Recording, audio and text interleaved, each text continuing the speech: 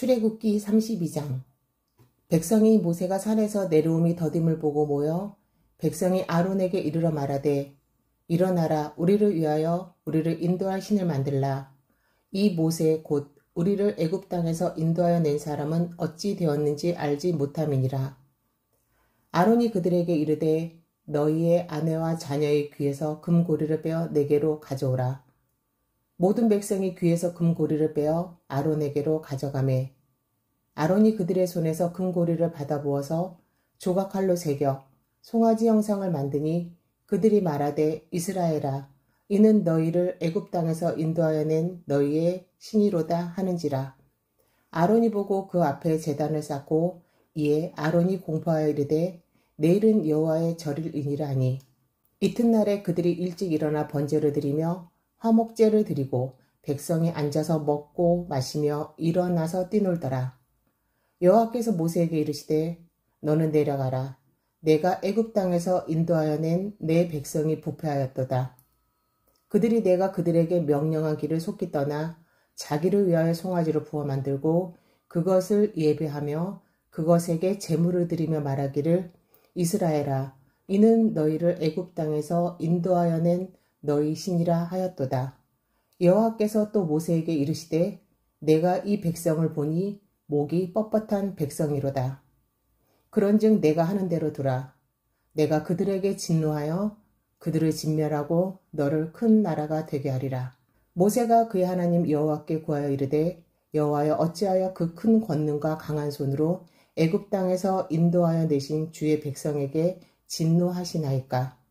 어찌하여 애굽 사람들이 이르기를, 여호와가 자기의 백성을 산에서 죽이고 지면에서 진멸하려는 악한 의도로 인도해 내었다고 말하게 하시려 하나이까?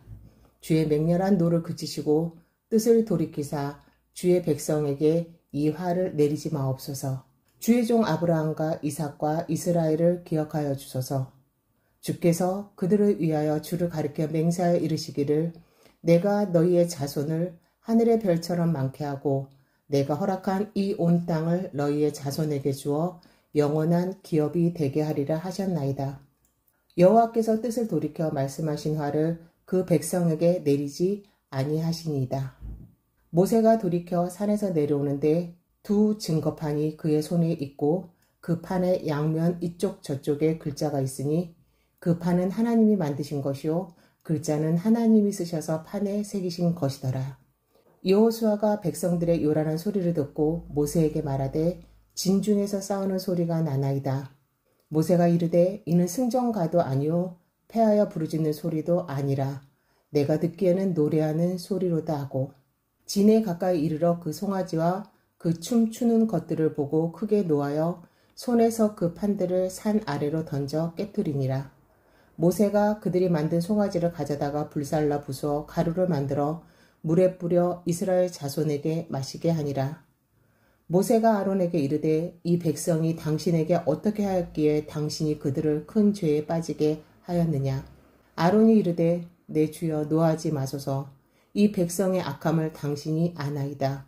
그들이 내게 말하기를, 우리를 위하여 우리를 인도할 신을 만들라. 이 모세 곧 우리를 애굽 땅에서 인도하여 낸 사람은 어찌 되었는지 알 수 없노라 하기에, 내가 그들에게 이르기를 금이 있는 자는 빼내라 한즉 그들이 그것을 내게로 가져왔기로 내가 불에 던졌더니 이 송아지가 나았나이다. 모세가 본즉 백성이 방자하니 이는 아론이 그들을 방자하게 하여 원수에게 조롱거리가 되게 하였음이라. 이에 모세가 진 문에 서서 이르되, 누구든지 여호와의 편에 있는 자는 내게로 나오라 하매 레위 자손이 다 모여 그에게로 가는지라. 모세가 그들에게 이르되, 이스라엘의 하나님 여호와께서 이렇게 말씀하시기를, 너희는 각각 허리에 칼을 차고 진 이 문에서 저 문까지 왕래하며 각 사람이 그 형제를, 각 사람이 자기의 친구를, 각 사람이 자기의 이웃을 죽이라 하셨느니라. 레위 자손이 모세의 말대로 행하매 이날에 백성 중에 3,000명 가량이 죽임을 당하니라. 모세가 이르되, 각 사람이 자기의 아들과 자기의 형제를 쳤으니 오늘 여호와께 헌신하게 되었느니라. 그가 오늘 너희에게 복을 내리시리라. 이튿날 모세가 백성에게 이르되, 너희가 큰 죄를 범하였도다. 내가 이제 여호와께로 올라가노니 혹 너희를 위하여 속죄가 될게 하노라고. 모세가 여호와께로 다시 나아가 여짜오되 슬프도소이다. 이 백성이 자기들을 위하여 금신을 만들어 싸우니 큰 죄를 범하였나이다. 그러나 이제 그들의 죄를 사하시옵소서. 그렇지 아니하시오면 원하건대 주께서 기록하신 책에서 내 이름을 지워버려 주옵소서. 여호와께서 모세에게 이르시되 누구든지 내게 범죄하면 내가 내 책에서 그를 지워버리리라. 이제 가서 내가 내게 말한 곳으로 백성을 인도하라. 내 사자가 내 앞에 가리라. 그러나 내가 보응할 날에는 그들의 죄를 보응하리라. 여호와께서 백성을 치시니 이는 그들이 아론이 만든 바 그 송아지를 만들었음이더라. 아멘. 사랑하는 우리 성도 여러분, 구독자 여러분, 출애굽기 32장의 말씀으로 함께 그 은혜를 나누도록 하겠습니다. 본 단락에서부터 시작하는 출애굽기 제32장에서 34장 사이의 말씀들은 하나님을 향한 이스라엘의 배신과 반역 중에서도 가장 결정적인 사건이었던 시내산 금송아지 우상 숭배 사건을 연이어 보도하고 있습니다.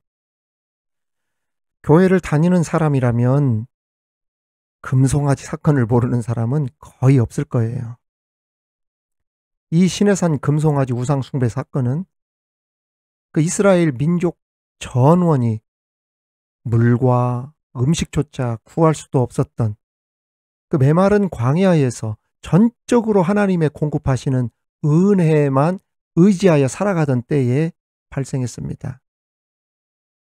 하나님께 그 큰 은혜를 입었는데도 불구하고 그 은혜를 쉽게 잊어버리고 사는 인간의 연약하고 부족하고 나약한 이면을 적나라하게 보여주고 있죠. 그렇습니다. 받은 은혜가 크다 하여 배신을 안 하거나 뒤통수를 치지 않는 법은 없다는 뜻이죠. 우리 속담에도 그런 속담이 있잖아요. 믿는 도끼에 발등을 찍힌다. 딱 이 경우를 이야기한다라고도 할 수 있습니다.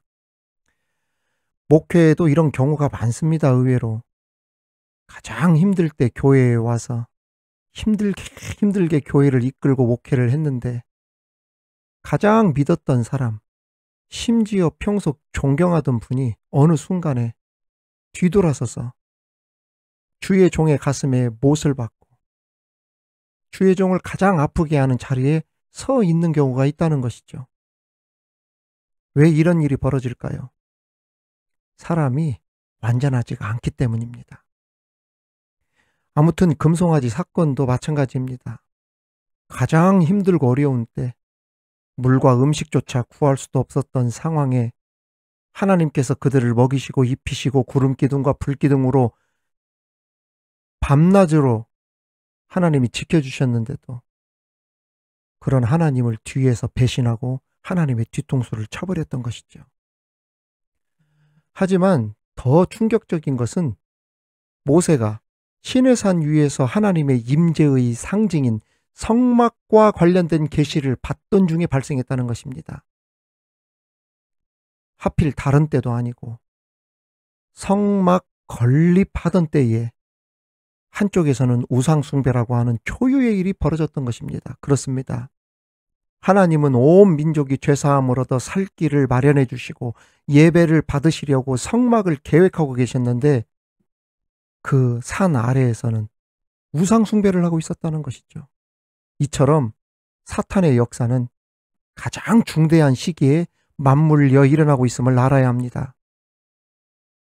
또한 사탄이 가장 경계하고 싫어하는 것이 무엇인지도 오늘 말씀을 통해 보여주고 있죠. 바로 하나님께 예배하는 것. 즉 교회에 예배의 부흥이 일어나고 말씀의 은혜의 부흥이 일어나고 예배가 회복되고 이것을 사탄이 가장 시기하고 싫어한다는 것입니다.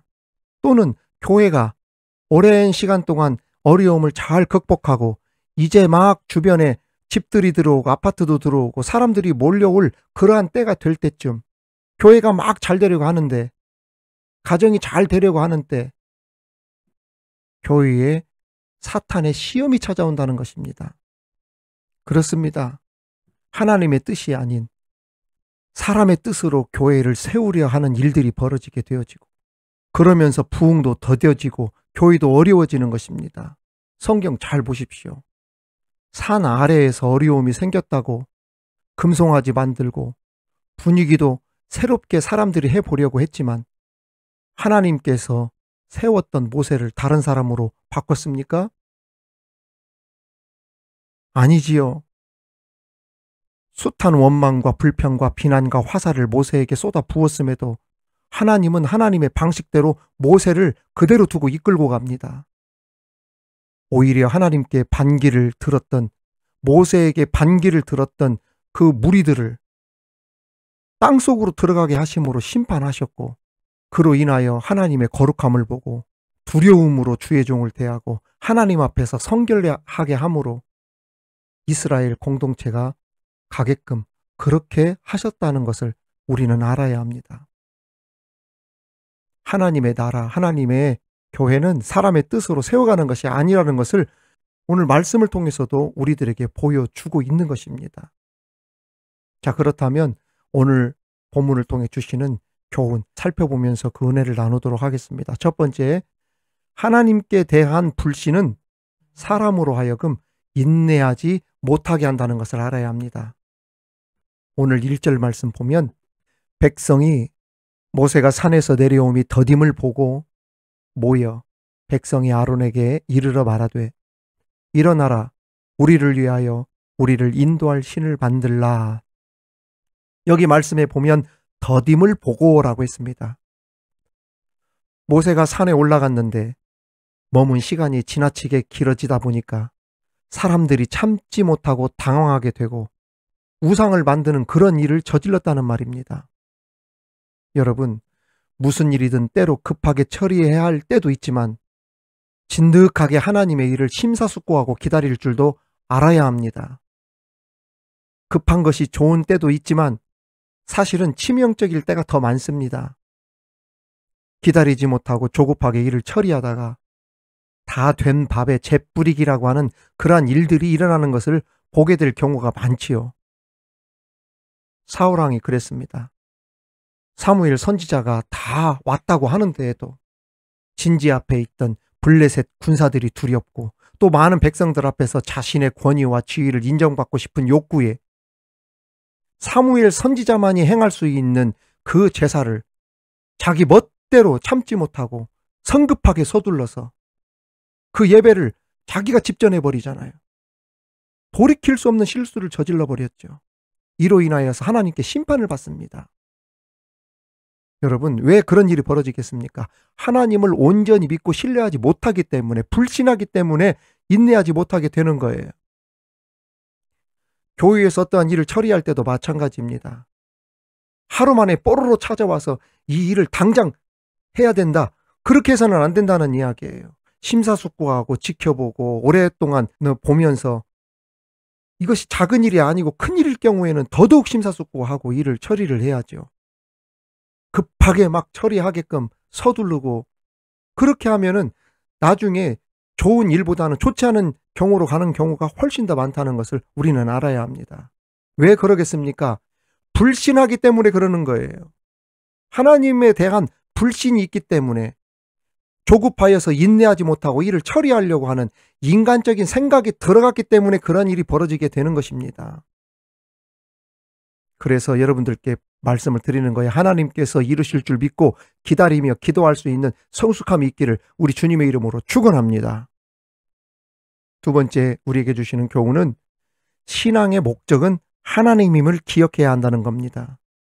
1절에 보면 우상을 만들어 달라 하면서 우리를 위하여 우리를 인도할 신이라고 그렇게 말하고 있습니다.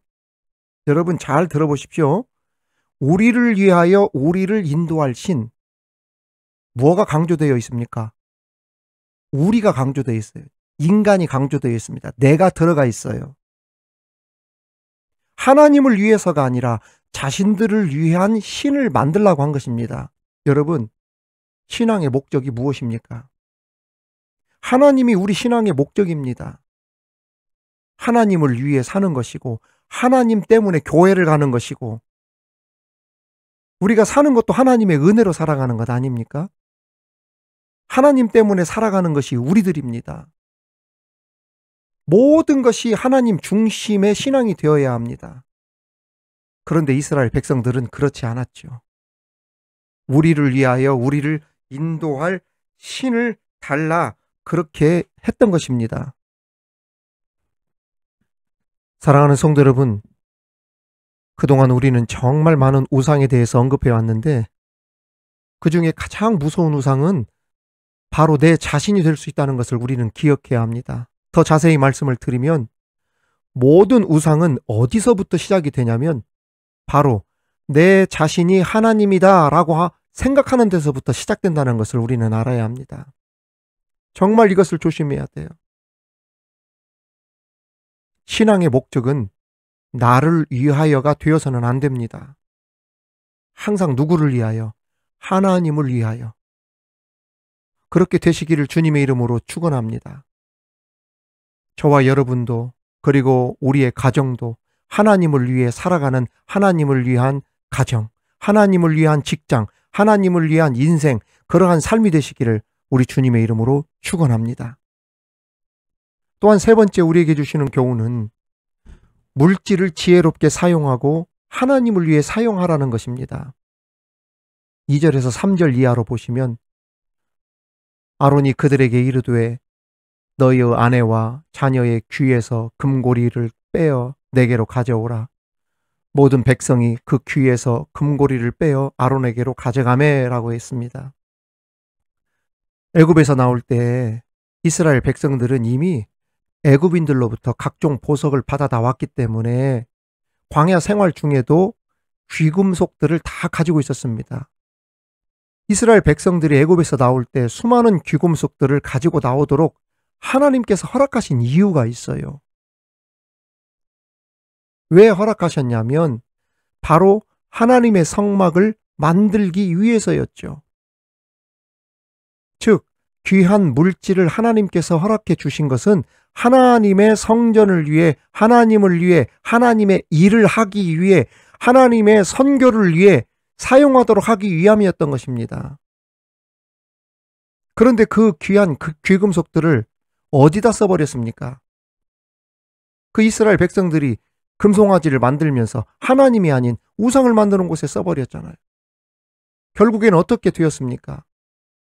그들이 바친 그 귀중한 물질들, 귀금속들이 우상과 함께 땅속으로 꺼져버리는 저주를 받게 되어졌어요. 우리 주변에 보면 그 귀한 물질을 하나님께 드리지 못하고 하나님께 바치는 것에 인색하던 사람이 다른 곳에다는 펑펑 쓰거나 허비하여 잘못 사용하고서는 나중에 다 잃어버린 후에 아이고 이거 하나님께 드릴 걸, 이렇게 후회하는 사람들 종종 보게 됩니다.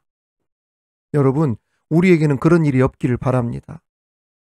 하나님께 드림이 되는 자는 교회도 복되지만 사실은 그것을 드린 자들에게 복이 됩니다.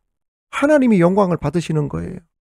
하나님의 일을 위해 거룩한 곳에 사용하게 되어지면 사실은 그걸 드린 모든 사람들이 하나님의 은혜와 임재 가운데 들어가는 놀라운 축복을 경험하게 되어지는 겁니다. 저는 지난주에 그 태국에서 오무일 선교사님 선교팀이 들어왔잖아요. 태권도. 제가 기쁜 마음으로 가서 섬겼어요. 식사 대접도 해드리고 그리고 얼마 되지는 않지만 물질로 헌금도 하고 그랬거든요. 사실 지금 살아가는 우리의 형편으로 작으면 작지만 크면 또 큰 물질이었어요. 그런데도 기쁨을 가지고 섬기면서 돌아오는 길에 제가 우리 집사람에게 그랬어요. 여보, 이 얼마나 귀한 일이냐고. 우리도 급하지만 그래도 이 하나님의 일에 사용하는 이것을 하나님이 아실 것이고 보실 것이고 또 하나님이 또 우리들에게 복을 주실 줄 믿는다. 기쁜 마음으로 섬기고 왔는데 세상에 이번 주에 놀라운 하나님의 기적을 다른 손길을 통해 하나님이 저에게 베풀어 주시더라니까요. 하나님을 위해 사용하십시오.